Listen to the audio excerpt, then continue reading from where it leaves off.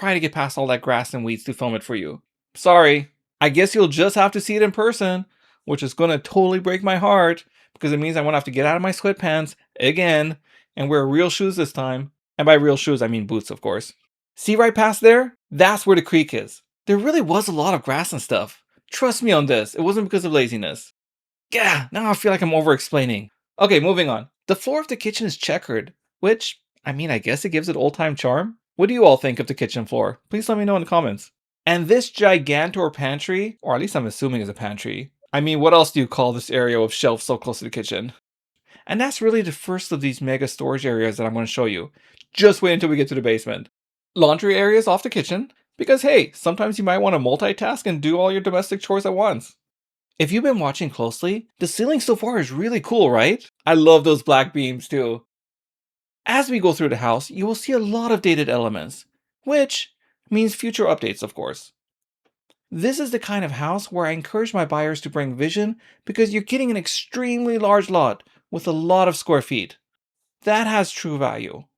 Also, I encourage my buyers, and you the viewer, especially if you want to be my buyer, that we see this in person together and then talk about an offer that makes sense. Asking price is exactly that, just asking price. It doesn't have to be our starting price.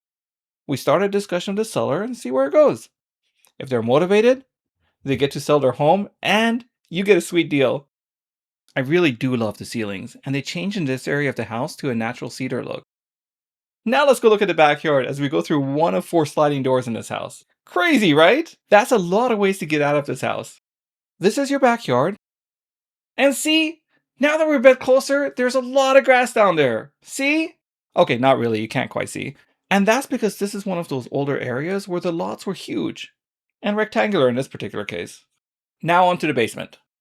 This basement is huge. And I think I lied. I think there's another sliding door here. So that makes 5 of them all in all. Forget that primary we saw upstairs. I think if I was buying this right here would be the suite and let everybody else live upstairs. Shoot, I'd even put in a kitchenette. Which once you do that, you've practically made this into a multi-generational living anyway. It looks like they were working on finishing this area, but basically this is just a big storage area at this point. Or maybe a pool table belongs in here. I don't know.